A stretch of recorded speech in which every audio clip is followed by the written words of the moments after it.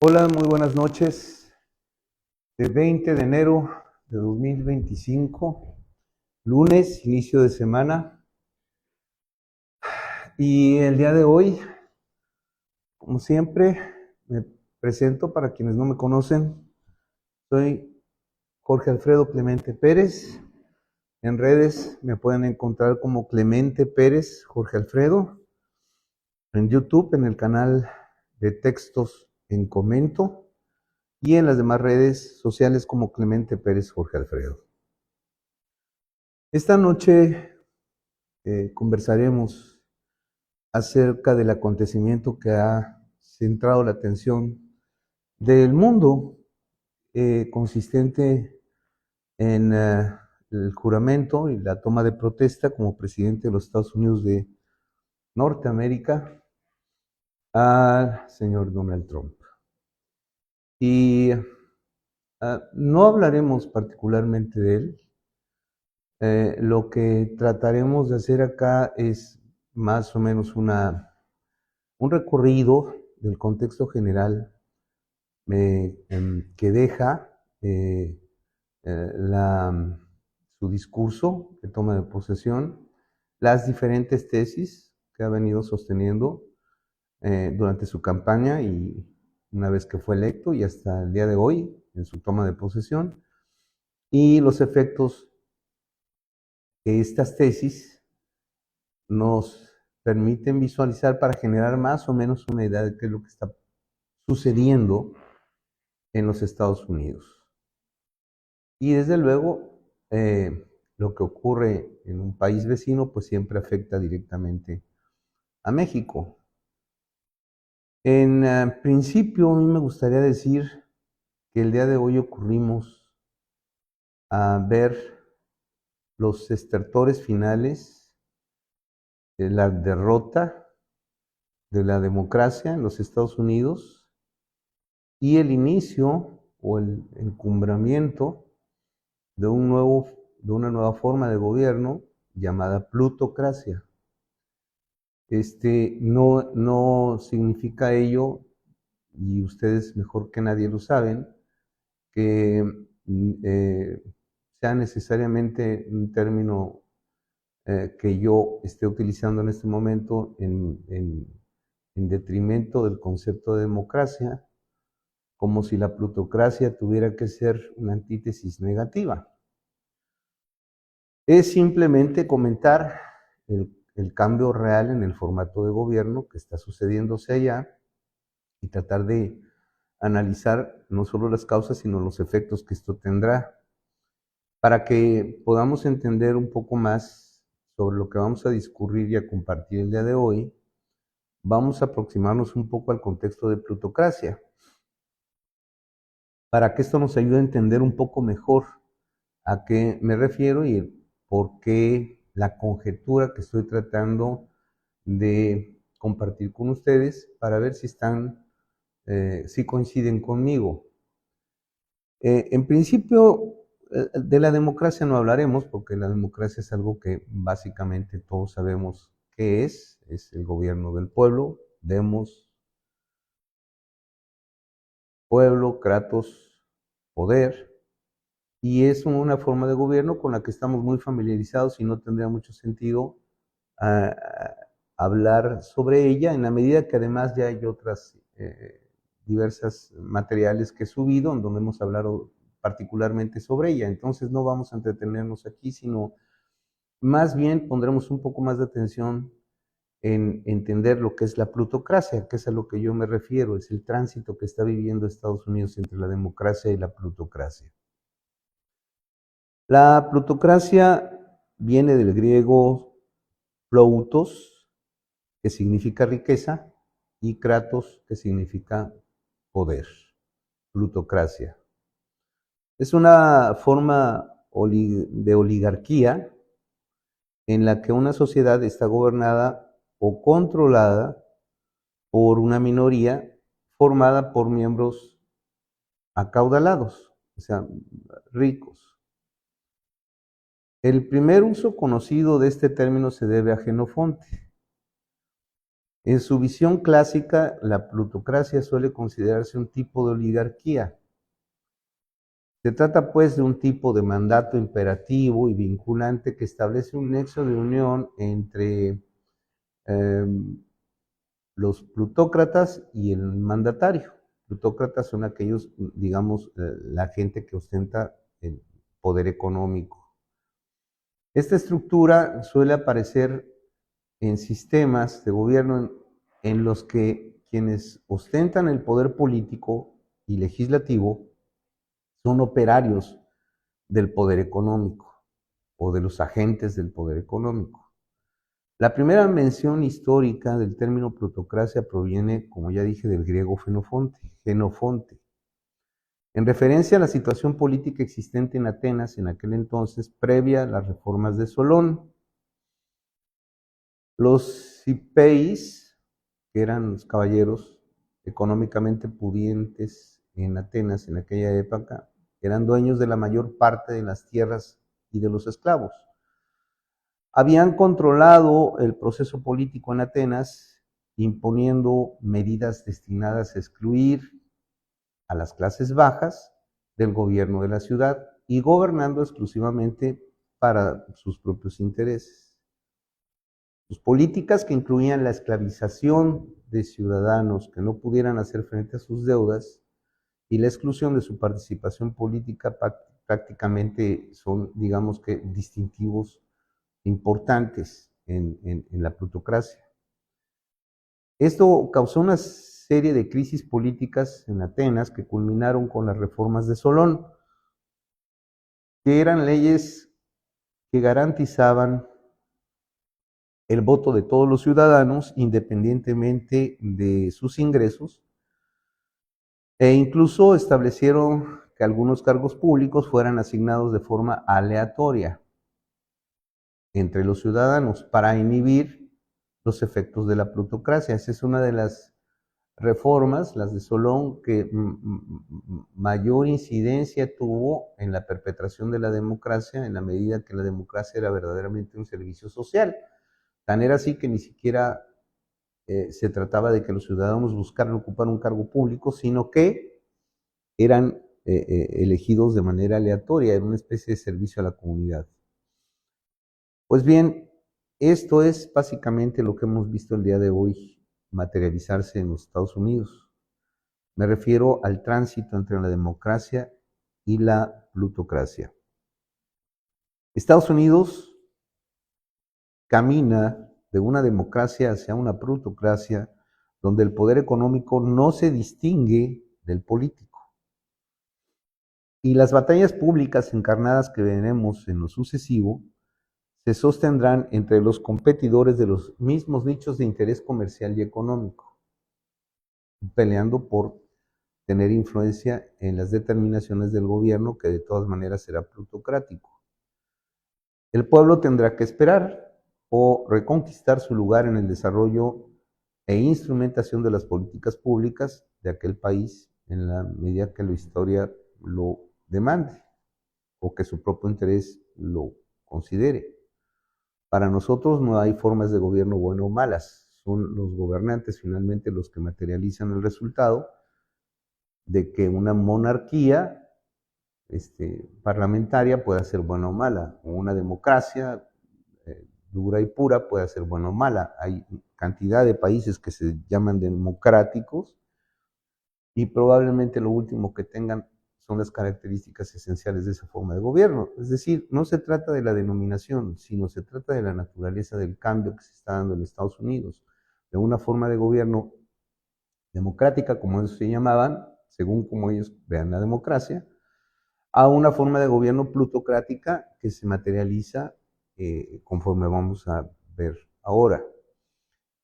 Pero no debemos engañarnos con falsas explicaciones para tratar de entender las razones por las que el pueblo estadounidense eligió a su presidente. Lo eligió a través de los colegios representantes del voto ciudadano de su estado local, porque ya saben ustedes que en Estados Unidos los ciudadanos salen a votar por partidos y electores, y esos electores emiten un voto colectivo que corresponde a determinada circunscripción que normalmente corresponde a varios electores en un estado dependiendo del número de habitantes que exista.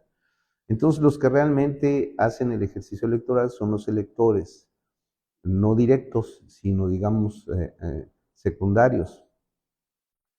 Y en los Estados Unidos el pueblo lo eligió a través de los colegios representantes del voto ciudadano de su estado local. Esto es, que los verdaderos electores son representantes del voto colectivo de un estado de la Unión, lo cual ya es en sí mismo bastante sospechoso y alejado de la democracia directa, y es por eso que en realidad el tránsito de los Estados Unidos a la plutocracia no es reciente, ya tiene muchas décadas que venía orientándose hacia esa finalidad. Pero en el caso específico de esta última elección, el voto individual de los ciudadanos coincidió con el voto de los electores corporativos, o sea, de los electores de las entidades, cosa que no siempre ocurre. Si no, recordemos aquella memorable elección entre Al Gore y George Bush Jr., donde el voto mayoritario favoreció a Al Gore y sin embargo el de los colegios fue a favor de George Bush Jr., aunque muy apretado.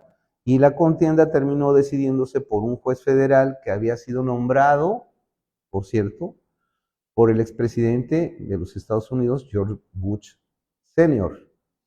Y claro, ya ustedes adivinarán que quien fue declarado vencedor fue su hijo. Para que vean que en todos lados se cuecen habas. Por eso creo que los ciudadanos de Estados Unidos eligieron con plena convicción y conciencia a su presidente esta vez, porque tanto los ciudadanos como los electores de los colegios coincidieron en nombrar al presidente actual. En todo caso, lo que ahora nos provoca es ser testigos de la derrota de la democracia en los Estados Unidos y la fusión del poder económico con el poder político en esta elección.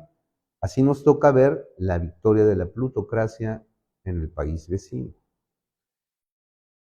Y no es que nos llamemos a engaño pensando que nunca han existido nexos vinculantes entre los poderes fácticos económicos con los políticos de un país.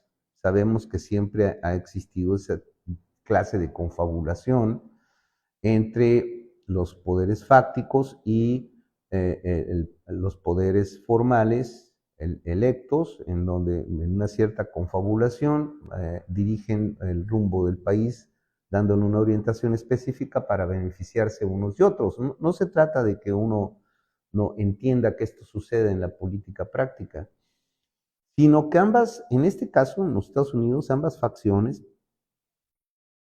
tanto la plutocracia, es decir, el grupo económicamente pudiente de los Estados Unidos, y los políticos cruzaron la línea que siempre se había disimulado. En realidad esta confabulación entre el poder económico y el poder político siempre era, digamos, subterfugia, ¿no? Era a través de enlaces y de relaciones que aparentemente nunca fueron formales hasta este momento que estamos viviendo, en los Estados Unidos al menos.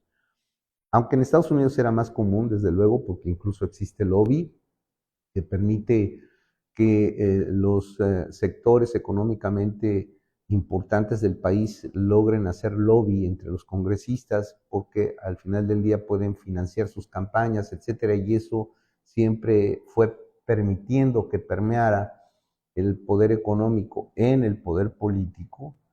Pues esto fue avanzando hasta el momento actual. En México eso no es común.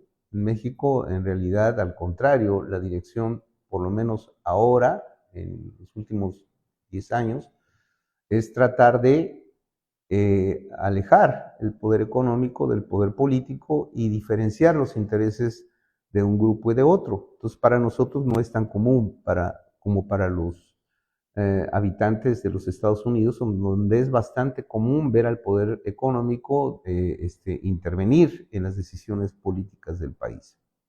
El recién electo presidente de Estados Unidos ha sido un empresario negociante toda su vida, por eso es un plutócrata.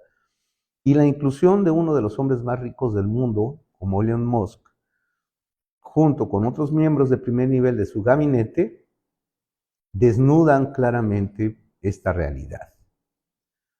Los discursos pronunciados por el recién investido del cargo más importante del mundo no dejan lugar a dudas, y esta es una de las causas por las cuales merece nuestra reflexión el día de hoy. No se trata del ascenso de la plutocracia en Gran Bretaña, en Alemania, o en China o en Medio Oriente. Se trata del ascenso de la plutocracia en el país más importante del mundo y principalmente para nosotros que somos sus vecinos. Entonces se trata de un extremo que cuesta entender en un país que se considera civilizado, porque si analizamos un poco, no nos vamos a entretener en esto, pero sí pasaremos, no podemos pasar por este tema sin decir, por ejemplo, que el presidente actualmente electo y que ha tomado posesión el día de hoy, pues ha sido condenado por tribunales norteamericanos por delitos graves.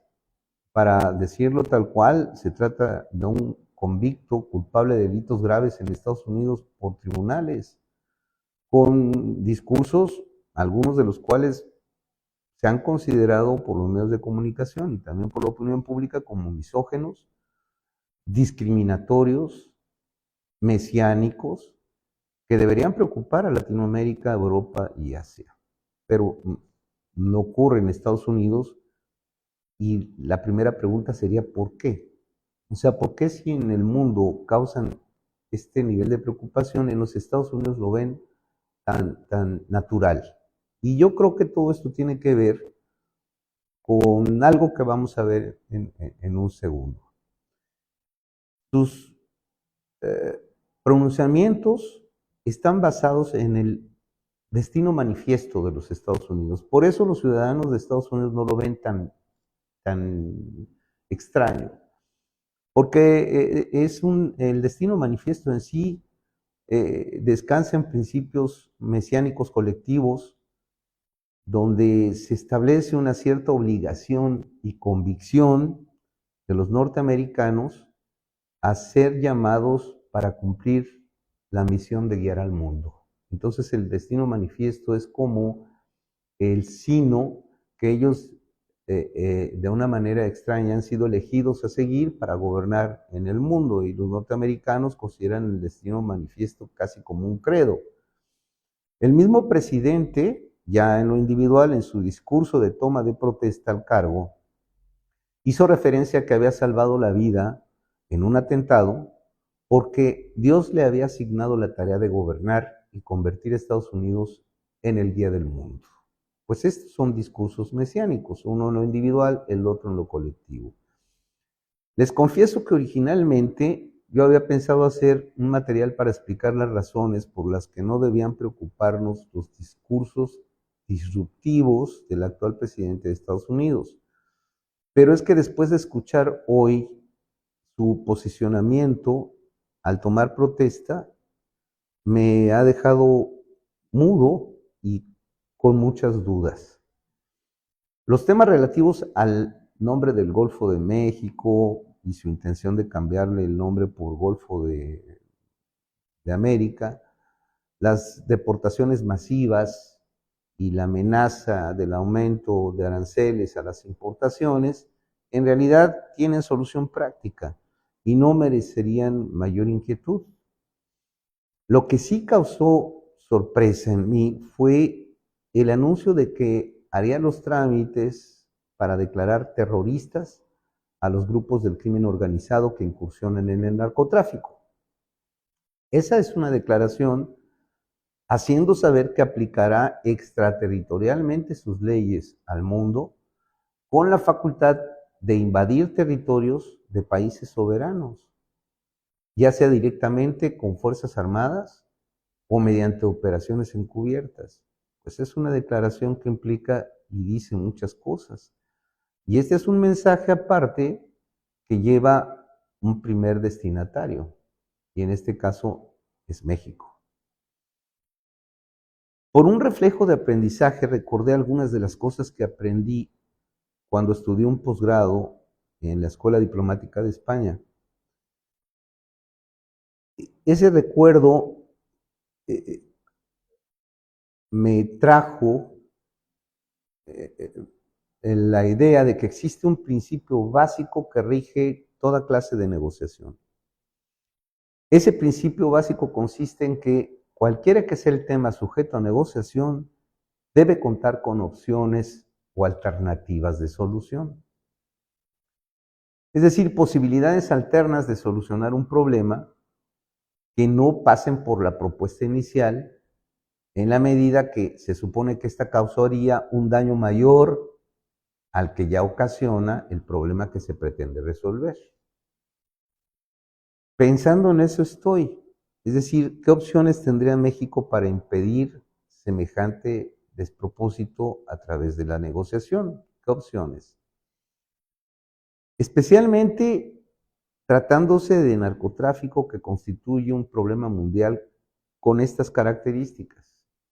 El tráfico de estupefacientes tiene características muy particulares y entre ellas las más destacables, y por lo que se refiere al contexto México-Estados Unidos, que es del que estamos hablando ahora, debíamos decir que este es un problema que se ha originado por el consumo irracional de los ciudadanos norteamericanos y va a continuar si no cesa su apetito ni se implementan políticas públicas que traten de inhibir ese consumo que existe.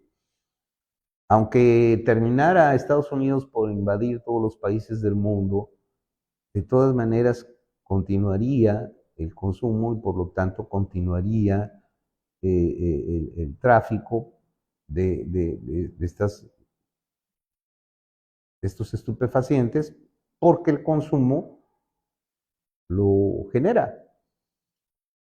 El otro aspecto, la otra característica es que este tipo de problemas traen consigo una violencia, pero esa violencia, en el caso de México, ha sido generada por la comisión de ese delito y nutrida a partir de la venta indiscriminada de armas norteamericanas a esos grupos delictivos. Si no tuvieran esas armas, no se generaría esa violencia. Y el tercer aspecto es que el tráfico de estupefacientes se ha convertido en el mejor negocio de Estados Unidos, donde se lava el dinero producto del negocio ilegal y donde ni se persigue ni se atiende a los carteles que lo distribuyen y venden al consumidor final al interior de ese país. Así las cosas, ¿qué opciones de negociación para encontrar soluciones alternas tendría México? ¿Sería, por ejemplo, eliminar a todos los miembros de esas organizaciones en el país o en el mundo? Porque si ese es el propósito, cuando el gobierno mexicano termine semejante tarea, vendrán los que hay en otros países del mundo. Porque seguirá siendo negocio mientras ellos no dejen de consumirlo y demandarlo. Y sigo pensando, ¿cuál sería la opción de negociación de México? Y con esta duda quedo. Y les propongo compartir conmigo qué alternativas de solución podría proponer México para no llegar a ver lesionadas su soberanía y su dignidad. Consuela un poco saber que esta declaración propuesta por el presidente de los Estados Unidos debe transitar por diversas vías legales, de que el propio Congreso incluso tendría que aprobarlas. Se me ocurre que todos los mexicanos pidamos luz que ilumina la sensatez en los políticos norteamericanos que deben decidir sobre este asunto, para que terminen rechazando una propuesta cuya implementación en cualquier circunstancia inesperada podría llevarnos a un enfrentamiento inútil y muy doloroso. Porque esto no sería nada parecido a lo que nos ocurrió en 1846. Hoy son muy diferentes las circunstancias y hay 30 millones de mexicanos en el territorio estadounidense. Y sobre todo porque al final eso no será buen negocio para la plutocracia encumbrada en el país vecino. Muchas gracias. Buenas noches.